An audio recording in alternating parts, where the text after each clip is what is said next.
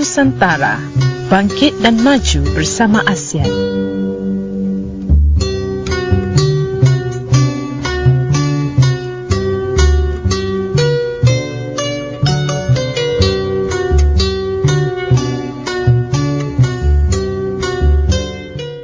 Kuala Lumpur, selamat petang Malaysia, selamat petang Nusantara. Bersama saya Radita Arman Muhammad dalam Berita Nusantara melalui Radio Durian Nusantara, bangkit dan maju bersama ASEAN. Hari ini 3 Februari bersamaan dengan hari Rabu, dan seperti biasa saya akan mulakan berita kita hari ini dengan ramalan cuaca, di mana pada petang nanti dijangkakan beberapa tempat akan berlaku hujan singkat dan beberapa tempat lagi akan mendung.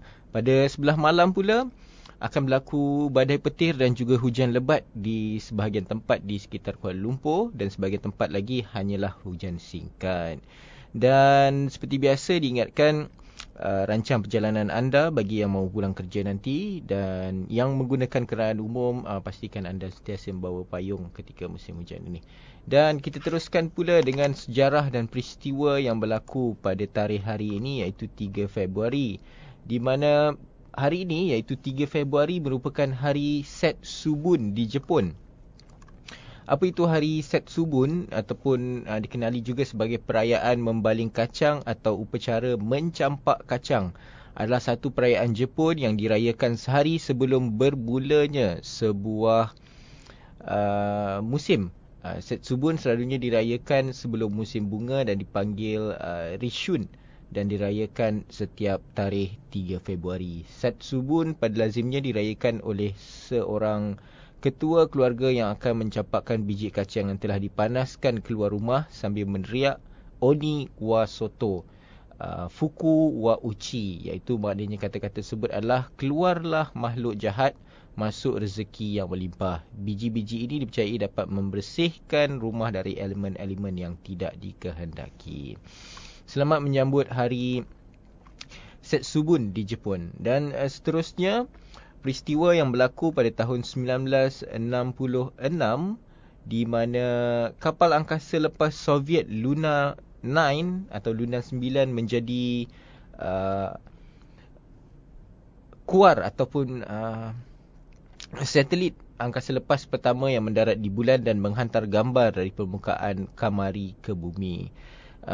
Jadi sebenarnya terdapat beberapa teori yang mengatakan bahawa sebenarnya Apollo 11 yang pertama kali mendarat di bulan. Tetapi ada juga fakta mengatakan bahawa kapal angkasa lepas dari Soviet yang bernama Luna 9 yang pertama kali mendarat di bulan. Jadi spekulasi demi spekulasi terus berkembang. Tetapi saya yakin bahawa Luna 9 daripada Soviet adalah pesawat angkasa lepas yang pertama mendarat di bulan. Dan seterusnya, peristiwa berlaku pada tahun 1969 di mana Yasir Arafat menjadi pemimpin Pertubuhan Pembebasan Palestin. Yasir Arafat atau nama penuhnya Muhammad Abdul Rauf Arafat bin Qudwa Al-Husin, iaitu Presiden Palestin, pengerusi Pertubuhan Pembebasan Palestin PLO dan memenangi hadiah keamanan Nobel. Arafat dilahirkan sebagai Muhammad Yasir Abdul Rahman bin Abdul Rauf Arafat Al-Qudwa Al-Husaini di Kahirah, Mesir pada 24 Ogos 1929. Anak kepada seorang saudagar, Arafat mempunyai hubungan pertalian dengan keluarga Husaini, sebuah keluarga terkemuka di Baitul Muqaddis menerusi ibunya. Beliau dan isterinya iaitu Suha berumah tangga pada akhir tahun 80-an dan mereka mempunyai seorang anak perempuan yang bernama Zahwa. Dan seterusnya, yang terakhir, peristiwa yang berlaku pada tahun 2009 di mana Iran melancarkan Omid, iaitu satelit buatannya sendiri yang pertama. Omid yang dalam bahasa Parsinya bermaksud harapan adalah satelit buatan sendiri dari negara Iran yang pertama digambarkan sebagai satelit pemproses data untuk menyelidiki dan melakukan penyelidikan dan telekomunikasi televisyen negara Iran melaporkan ia berjaya dilancarkan pada tarikh hari ini iaitu 3 Februari 2009 selepas dilancarkan oleh roket pelancar Safir 2 yang juga buatan sendiri. Satelit tersebut diletakkan di dalam orbit rendah bumi. Pelancaran ini bersempena ulang tahun yang ke-30 revolusi Iran. Omid adalah satelit kedua Iran di dalam orbit. Satelit pertamanya adalah Sinah 1 dibina dan dilancarkan untuk Iran oleh Rusia pada tahun 2005 yang lalu. Itu saja peristiwa dan sejarah yang berlaku pada tarikh hari ini iaitu 3 Februari. Dan saya teruskan pula dengan fakta menarik yang ingin saya kongsikan bersama pendengar sekalian. Saya yakin pendengar-pendengar di sini banyak yang menggemari minuman kopi. Saya antara salah seorangnya penggemar minum kopi. Jadi di sini hari ini saya ingin sampaikan cara-cara menyediakan kopi paling sedap dan beraroma asli. Siapa yang tidak suka kopi? Tahukah anda bahawa kopi adalah minuman kegemaran Nabi junjungan kita iaitu Rasulullah. Kopi yang segar akan meninggalkan rasa yang tertinggal di mulut dengan sensasi masin di sisi lidah. Cara menyediakan kopi paling sedap dan beraroma asli. Yang pertama, cara buat kopi O yang lazat. Ikut pengalaman saya menjadikan kopi O memanglah mudah. Namun, anda kena tahu cara yang boleh digunakan untuk menjadikan kopi O anda lazat dan beraroma asli. Untuk membuat kopi dengan satu mug bersaiz besar iaitu anggaran sekitar 400 ml air, kita memerlukan 2 sudu besar serbuk kopi. Kalau terlalu banyak, rasanya akan terlalu kuat sangat. Dan jika kurang air, kopi akan rasa kelat. Gunakan air panas yang baru mendidih. Mula-mula masukkan air panas dahulu, kemudian masukkan kopi, biarkan beberapa minit agar serbuk kopi mendap ke bawah. Akhir sekali masukkan 2,5 sudu teh gula, kacau hingga gula sebati. Nah, kopi O lazat anda siap untuk dihirup, baunya harum satu rumah. Rasa macam dalam ladang kopi pula. Nak rasa sedap lagi, tambahkan sedikit serbuk kayu manis ke dalam bancuhan air kopi O anda. Kopi sedap diminum ketika panas. Jika kopi sudah sejuk, rasanya akan berubah masam dan pahit. Tapi ingat, jangan masukkan kopi dahulu kemudian baru tuang air panas. Sebabnya serbuk kopi akan menakung di atas dan lambat sebati. Aromanya juga kurang berbanding dengan cara yang di atas. Kalau tak percaya, boleh anda cuba. Dan yang kedua, cara buat kopi susu yang lazat dan asli. Untuk membuat 2 cawan kopi susu, masukkan 3 sudu besar kopi dengan 1 sudu besar gula. Kemudian tambah 1 hingga 2 sudu susu dan campurkan sehingga warnanya berubah dari coklat menjadi krim. Pastikan bahawa gula dan kopinya telah bercampur dengan sempurna. Untuk mudah, lebih baik gunakan gula halus. Pemilihan susu juga tidak boleh dilakukan sebarangan. Susu biasanya tertentu susu biasa tentunya lebih segar dan lebih pekat rasanya berbanding dengan susu tepung. Mudah, pastikan anda menggunakan air mineral untuk masak air panas untuk rasa kopi susu yang lebih lazat dan asli. Jika mahukan kelainan, boleh juga campurkan sedikit sirap ke dalam kopi sebagai penambah rasa dan mencuba sesuatu yang baru. Ada juga sesetengah orang yang buat kopi susu dengan masukkan susu manis dahulu dalam cawan. Biasanya mereka akan masukkan susu dalam cawan dengan sukatan paras gelas. Kalau boleh, cuba segelas untuk mencuba kemanisannya dan juga kepekatannya. Susu pekat manis kini lebih bergula dan berlemak kerana banyak menggunakan pati kelapa sawit, bukannya susu sebenar. Kemanisan dan lemaknya berlainan daripada jenama ke jenama yang lain. Jadi, selamat mencuba kepada penikmat kopi sekalian dengan fakta yang telah saya sediakan ini. Jadi, kita rehat sebentar sebelum nanti saya teruskan lagi dengan berita antarabangsa pula. Berita Nusantara. Ya, masih lagi bersama saya Radita Arman Muhammad dalam Berita Nusantara melalui Radio Durian Nusantara Bangkit dan Maju bersama ASEAN. Hari ini, hari Rabu bersamaan dengan 3 Februari dan kita teruskan dengan berita antarabangsa yang telah saya sediakan untuk pendengar sekalian. Berita yang pertama mengenai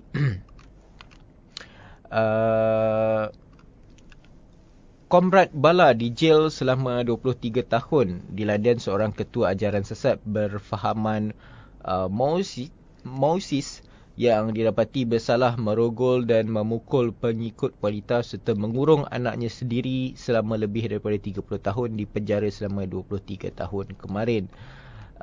Aravindan Balakrishnan yang berumur 75 tahun yang juga dikenali sebagai Comrade Bala menggunakan penderaan seks dan keganasan fizikal serta mental untuk mengekalkan wanita itu di bawah kawalannya.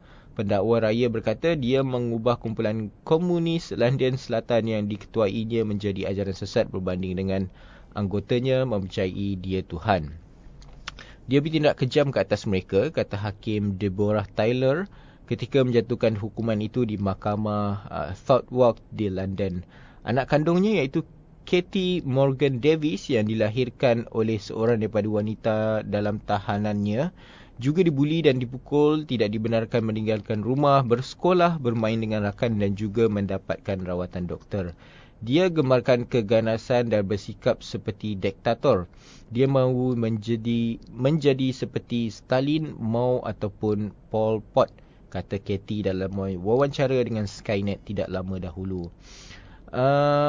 Balakrishnan menafikan semua tuduhan itu, tapi dia dapati bersalah oleh Mahkamah Southwark di London Disember lalu atas kesalahan selama hampir 34 tahun termasuk kekejaman terhadap kanak-kanak, mengurung, merogol dan serangan tidak bermoral. Dia bermula dengan menjadi ketua sebuah kumpulan komunis yang dinamakan Institut Pekerja di Selatan London pada tahun 1970-an dengan mengikuti ajaran pengerusi Mao Zedong, pengasas Cina moden. Lama-kelamaan jumlah anggota kumpulan itu berkurangan. Dia mengecam bagi pengikutnya yang terdiri daripada beberapa wanita, termasuk seorang wanita Melayu berasal daripada Jerbu Negeri Sembilan iaitu Siti Aisyah Abdul Wahab. Dengan apa yang digelarnya Jentera Kawalan Minda Kuasa Gaib yang dinamakannya Jackie, singkatan daripada Jehovah, Allah, Krishnan dan Immortal Eswaran. Dan berita seterusnya mengenai kepala dalam tin. Di Riyadh, pasukan pertahanan awam terpaksa memotong sebuah tin susu untuk menyelamatkan seorang kanak-kanak berusia 10 tahun selepas kepalanya terperangkap dalam tin berkenaan. Akhbar Sada melaporkan kanak-kanak itu bermain dengan tin susu yang sudah kosong di rumahnya di Abu Arish, bandar di barat daya Saudi. Apabila kepalanya terperangkap, keluarganya cuba untuk menarik tin berkenaan tetapi gagal. Mereka akhirnya terpaksa meminta bantuan pihak berkuasa. Anggota pertahanan awam yang tiba berjaya membebaskan kepala kanak-kanak itu selepas memotong tin berkenaan. Dan berita selanjutnya dari Perancis, tepatnya di Paris. Presiden Perancis ampunkan wanita yang membunuh suaminya. Presiden Perancis iaitu François Hollande memberi pengampunan kepada seorang wanita yang dipenjara 10 tahun kerana membunuh suaminya selepas didera selama berdekad, kata pejabat Presiden. Berdasarkan pengecualian kemanusiaan, Presiden mahu menjadikan kenyataan bagi Jacqueline untuk kembali ke pangkuan keluarga secepat mungkin, kata Presiden itu dalam satu kenyataan. Pengampunan yang jarang diluluskan oleh Hollande membolehkan hukuman penjara salvage dikurangkan sekaligus membenarkan wanita yang berusia 68 tahun itu dibebaskan pada pertengahan April, kata peguamnya. Sehingga masa itu, dia sudah menghabiskan masa lebih daripada 3 tahun dalam penjara. Pemberian pengampunan itu hadir 2 hari selepas Presiden bertemu buat julung kalinya dengan 3 anak perempuan salvage dan peguamnya pada hari Jumaat yang lalu. Kes salvage mendapat tumpuan besar di Perancis apabila lebih daripada 400,000 orang menandatangani petisyen supaya dia dibebaskan. Saya terharu, gembira, berbesar hati dan lega, kata pengasas kumpulan peguam untuk salvage iaitu Eva Darlan. Salvage berkahwin selama 47 tahun dengan Norbert Marot, pemabuk yang didakwa merogol dan memukulnya serta 3 anak perempuan serta turut bendera anak lelakinya. Dan pada 10 September 10 September tahun 2012, hari sebelum anak lelakinya bergantung diri, Savage menembak suaminya 3 kali di belakang dengan sepucuk rifle. Dan berita terakhir pula datangnya daripada India, tepatnya di bahagian negara Kota, di mana kerbau merasmikan pejabat. Presiden Kesatuan Pelajar sebuah kolej perdagangan kerajaan mengadakan tunjuk perasaan simbolik dengan membawa seekor kerbau untuk merasmikan pejabat kesatuan itu. Kerbau berkenaan diheret ke kolej perdagangan kerajaan Kota dengan kad yang tertera pada perkataan yang bermakna pengetua digantungkan pada leher kerbau tersebut. Tindakan itu dilakukan sebagai pembantah pentadbiran kolej kerana melengahkan perasmian pejabat baru persatuan. Presiden Kesatuan Praful Patak berkata pihaknya bersetuju mengadakan tunjuk perasaan simbolik itu selepas sepakat berpendapat pentadbiran kolej berkenaan sama dengan kerbau. Menurutnya, pihak pentadbiran tidak melayani permintaan kesatuan untuk mengadakan majlis perasmian pejabat baru Kesatuan Pelajar walaupun berulang kali digesa berbuat demikian. Praful berkata walaupun jawatan kuasa baru kesatuan sudah dipilih 6 bulan lalu, pihak pentadbiran kolej masih belum mahu membenarkannya menjalankan tugas. Itu saja berita antarabangsa yang telah saya sediakan untuk pendengar sekalian. Kita rehat sebentar sebelum nanti saya teruskan lagi dengan berita politik dan hal ehwal semasa.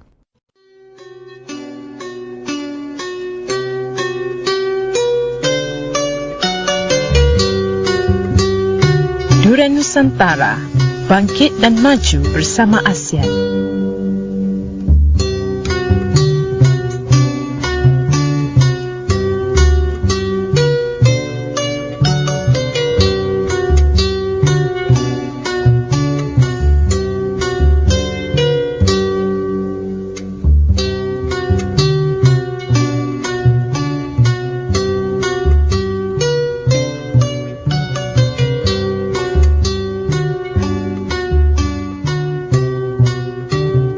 Berita Nusantara. Kembali lagi bersama saya Raditya Arman Muhammad dalam Berita Nusantara melalui Radio Durian Nusantara, bangkit dan maju bersama ASEAN. Dan kita teruskan berita untuk hari ini iaitu bertarikh 3 Februari bersamaan dengan Hari Rabu. Berita yang pertama datang dari Malaysia iaitu Kerajaan Negeri Melaka cadang perkenal enactment khas bendung tuntutan yang merepek.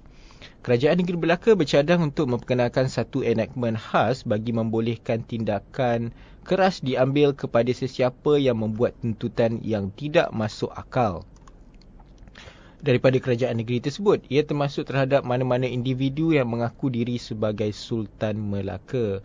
Ketua Menteri Melaka iaitu Datuk Seri Idris Harun berkata kewujudan enactment itu sekaligus mampu memendung sebarang perilaku yang boleh mendatangkan malu kepada negeri Melaka. Kerajaan negeri mengambil tindakan segera dengan berbincang sekali lagi bagaimana usul untuk memperkenalkan satu enactment khas yang lebih keras yang boleh mengambil tindakan kepada mereka yang menuntut perkara karut. Saya kira enactment ini nanti akan melindungi pihak kerajaan dan akan boleh diaplikasikan kepada mereka yang menuntut sebagai keturunan Sultan Melaka dan segala yang berkaitan dengannya, kata Idris. Kata ditemui selepas forum khas berkaitan isu Sultan Melaka dan Bonda Ratu di Dewan Perzim Bandaraya Melaka pada hari Isnin yang lalu. Tegas Idris lagi, kerajaan negeri tidak akan sesekali mengiktiraf mana-mana individu yang mengaku sebagai pewaris Kesultanan Melaka kerana dikhawatiri akan merosakkan susur galur Kesultanan Melayu secara seluruhnya. Kita tidak akan mengiktiraf mana-mana individu yang mendakwa diri mereka sebagai Sultan Melaka atau Bonda Ratu atau apa jua gelaran dan seangkatan dengannya. Kita tidak akan diiktiraf sebarang usaha untuk menzahirkan kembali Sultan Melaka, tegasnya. Isu Sultan Melaka telah wujud sejak beberapa tahun lepas apabila seorang ahli perniagaan iaitu Nurjan yang berusia 58 tahun mengaku sebagai pewaris sebenar tahta Kesultanan Melaka dan menggelar dirinya sebagai Sultan Melaka. Terbaru, seorang wanita berusia lingkungan 40-an yang mengaku sebagai Bonda Ratu ditahan polis bersama suaminya di rumahnya di Sungai Rambai Jasin pada 7 Januari 2016 kerana merancang mengadakan majlis penganugerahan pingat di Melaka pada 9 Januari. Dia yang mendakwa dirinya Raja Kerinci Tinggi Sumatera yang direman selama 4 hari itu kemudiannya dibebas dengan jaminan pihak polis. Dan berita seterusnya daripada Indonesia iaitu polis kerah anggota tambahan di Medan mengenai isu pergaduhan yang berlaku di Medan. Polis Indonesia mengerah sekitar 1,500 anggota tambahan di Medan susulan pergaduhan antara dua persatuan pemuda yang menyebabkan 2 orang maut. Kami menghantar sekitar 1,500 anggota tambahan terdiri daripada anggota polis dan tentera sebagai langkah berjaga-jaga, kata Ketua Jabatan Perhubungan Awam Polis Indonesia iaitu Anton Carlian. Anton berkata pihak berkuasa masih menyiasat punca pergaduhan antara Persatuan Pemuda Pancasila dan Ikatan Pemuda Karya iaitu IPK. Katanya pergaduhan itu menyebabkan 2 orang mati tapi identiti mangsa masih belum dikenal pasti. Kami masih mencuba mengenal pasti mangsa yang maut dan mengira jumlah mereka yang cedera. Kami masih menyoal siasat beberapa saksi dan ketika ini masih belum membuat sebarang tangkapan, jelasnya. Menurutnya, pergaduhan itu tercetus kemarin apabila IPK menganjurkan satu acara konvoi motosikal dan melintasi Ibu Pejabat Pemuda Pancasila. Apabila anggota IPK berada berhampiran Ibu Pejabat Pemuda Pancasila, pergaduhan mula tercetus. Mungkin pemuda Pancasila berasa terganggu atau kedua-dua pihak memang ada konflik sebelum ini. Dan seterusnya berita daripada Thailand di mana pilihan raya umum Thailand tetap diadakan pada tahun 2017. Tepatnya di Bangkok, Perdana Menteri Thailand iaitu Prayut Chan-o-cha semalam sekali lagi menegaskan pilihan raya umum negara itu tetap diadakan pada tahun 2017. Sebelum ini terdapat kebimbangan draft perlembagaan baru yang dikemukakan pada minggu lalu mungkin menyebabkan pilihan raya umum tertangguh lagi. Draft perlembagaan baru yang dibentangkan pada Jumaat lalu dikritik semua parti politik meningkatkan kebimbangan ia mungkin ditolak dalam pengungutan suara pada Julai nanti sekaligus melambatkan proses demokrasi berkenaan. Pada 2017 kata dia mengulangi sebanyak 3 kali iaitu pada 2017, pada 2017 dan pada 2017 kata Prayut yang kelihatan marah selepas sekali lagi disoal wartawan bilakah pilihan raya akan diadakan. Pada minggu lalu, Prayut berjanji pilihan raya umum akan diadakan pada 2017 walaupun draft perlembagaan baru itu ditolak dalam pungutan suara. Ramai pemimpin politik Thailand menolak draft perlembagaan baru itu kerana dilihat melemahkan kuasa kerajaan yang dipilih rakyat dengan mengekalkan pengaruh tentera. Tentera mahu perlembagaan baru digubal bagi menghalang pemimpin politik seperti bekas Perdana Menteri Thailand Thaksin Shinawatra atau sekutu dengannya kembali berkuasa. Dan seterusnya berita daripada Myanmar iaitu sunyi lakar landscape baru politik Myanmar. Di Myanmar, Aung San Suu Kyi mengetuai partinya selepas sesi baharu Parlimen Myanmar bermula beberapa hari kemarin dengan harapan tinggi bahawa kerajaannya berupaya mengubah landscape politik yang diperintah tentera lebih setengah abad.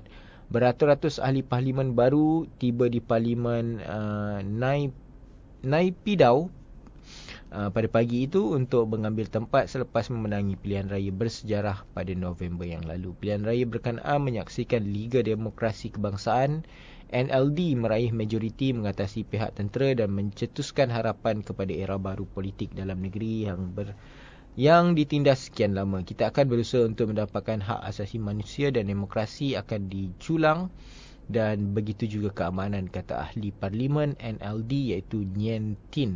Bagaimanapun, kebanyakan ahli parlimen NLD masih mentah dalam parlimen yang 25% kerusi masih dikuasai oleh tentera. Kerajaan baru yang kurang pengalaman berpancabaran getir untuk membangun semula negara di mana aspek ekonominya dilumpuhkan oleh pemerintahan junta. Ini adalah detik bersejarah untuk negara ini, kata penganalisis politik Myanmar iaitu Kin Zaw Yin. Ketika ditanya mengenai parlimen baharu itu dipenuhi wakil NLD yang memenangi hampir 80% kerusi. Inilah yang kami sudah usaha untuk melakukannya, usaha untuk mencapainya dan berjuang selama bertahun-tahun. Tapi apabila saat ini sampai, banyak kebimbangan muncul sebagai sebahagian daripada pakej katanya. Suu Kyi dilarang menjadi presiden berdasarkan perlembagaan tentera kerana beliau berkahwin dan mempunyai anak dengan suami seorang warga negara asing. Dan dengan itu saja berita politik dan hal ehwal semasa yang telah saya sediakan. Kita rehat sebentar sebelum nanti saya teruskan lagi dengan berita ekonomi.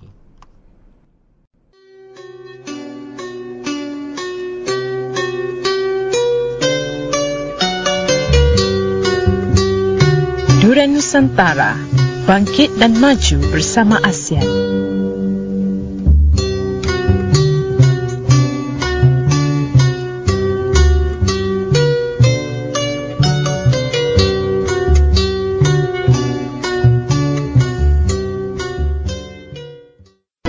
Berita Nusantara. Kembali lagi bersama saya Radita Arman Muhammad dalam Berita Nusantara melalui radio Durian Nusantara, bangkit dan maju bersama ASEAN. Hari ini 3 Februari bersamaan dengan hari Rabu, dan untuk segmen ini saya teruskan pula dengan berita ekonomi dan bisnes, di mana berita yang pertama bertajuk Pengubahsuaian berdasar harga minyak ringgit, hasil bukan minyak. Di Putrajaya, pengubahsuaian bajet 2016 diumumkan Perdana Menteri iaitu Datuk Seri Najib Razak dibuat berdasarkan harga minyak antara $30 dan $35 setong Brent, serta angka berkenaan disifatkan sebagai konservatif. Ketua Setiausaha Perbendaharaan Tan Sri Dr. Irwan Seregar Abdullah berkata kerajaan menyusun semula bajet negara dalam anggaran harga berkenaan, namun tetapi mengambil kira skenario sekiranya harga minyak dunia menurun pada paras yang lebih rendah. Selain faktor harga minyak dunia, kerajaan turut mengambil kira aspek nilai ringgit dan pendapatan daripada hasil bukan minyak. Sekiranya harga minyak menurun pada kadar $25 setong Brent, kerajaan masih mampu menanggung perbelanjaan, kata beliau pada forum penjelasan lanjut mengenai pengubahsuaian bajet 2016. Namun menurutnya, sekiranya harga minyak dunia jatuh pada kadar lebih rendah, ia membawa maksud bahawa kebanyakan negara akan mengalami kegawatan. Bukan sahaja Malaysia, semua negara akan mengalami kegawatan. Buat masa ini, kerajaan mengambil langkah untuk tunggu dan lihat, katanya, sambil menambah pendapat kerajaan terjejas bukan saja akibat penurunan harga minyak di dunia, namun turut membabitkan faktor sampingan. Walaupun 40% pendapatan kerajaan adalah daripada hasil minyak, namun ia juga membabitkan pendapatan daripada hasil bukan minyak. Bagaimanapun, pendapatan daripada hasil minyak menjadi penyumbang utama kepada pengubahsuaian ini dilakukan. Dengan mengambil kira harga minyak berada pada kadar $35 setong Brent, kerajaan akan mencatatkan pendapatan sebanyak kira-kira 217.9 bilion dan perbelanjaan operasi sebanyak 211.2 bilion. Namun sekiranya harga minyak menurun kepada $30 setong Brent, pendapatan kerajaan dinyangka mencecah sebanyak 216.3 bilion ringgit dan perbelanjaan operasi sebanyak 210.7 bilion ringgit. Dan seterusnya berita mengenai TPPA. Apa persediaan yang Malaysia perlu lakukan sebelum menyertai TPPA? Malaysia perlu membuat persiapan yang lebih rapi dalam menuju ke arah penyertaan dalam perjanjian perkongsian Trans-Pasifik, iaitu singkatannya TPPA. Antara sektor yang perlu diberi penekanan adalah perniagaan kecil dan sederhana, atau singkatannya adalah PKS. Dalam artikel ini, Ketua Eksekutif Institut Demokrasi dan Hal Ehwal Ekonomi IDEAS, Wan Saiful Wan Jan, akan menyampaikan sejauh manakah Malaysia bersedia untuk menyertai TPPA.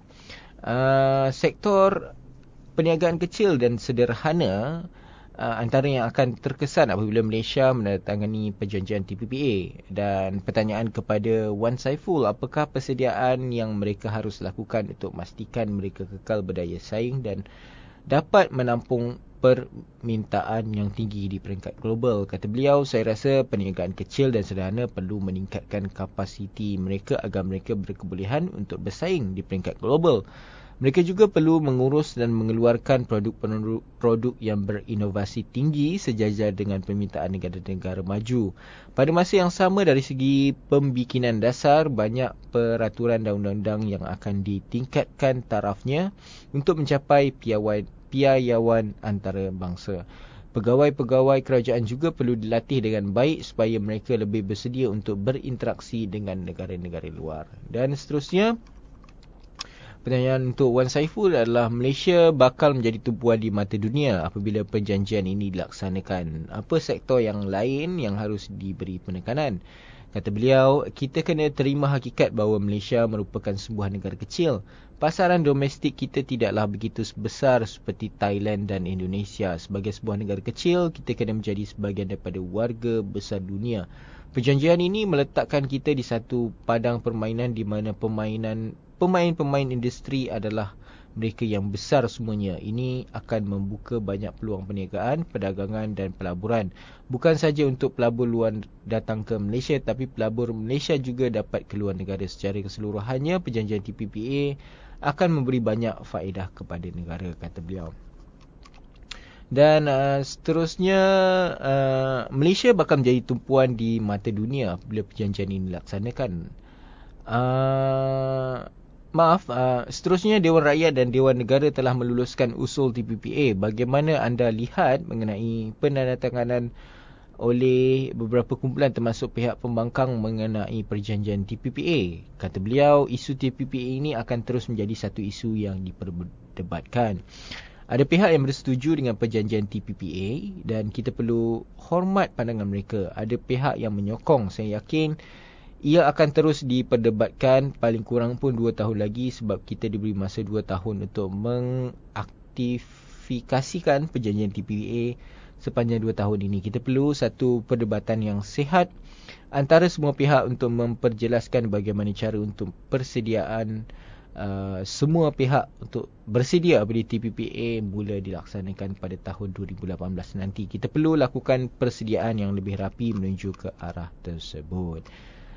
Dan itu saja berita ekonomi dan bisnes yang telah saya sediakan untuk pendengar sekalian. Dan sebelum menutup berita hari ini, saya ada kata-kata motivasi yang ingin saya kongsikan bersama pendengar sekalian yang berbunyi, hidup bukan sekadar untuk hidup, tetapi bagaimana anda memberikan hidup ini atau erti kehidupan ini kepada orang lain. Itu saja berita yang telah saya sediakan untuk pendengar sekalian. Kita jumpa lagi besok pada tarikh dan waktu yang sama. Salam cinta damai, salam Nusantara. Assalamualaikum.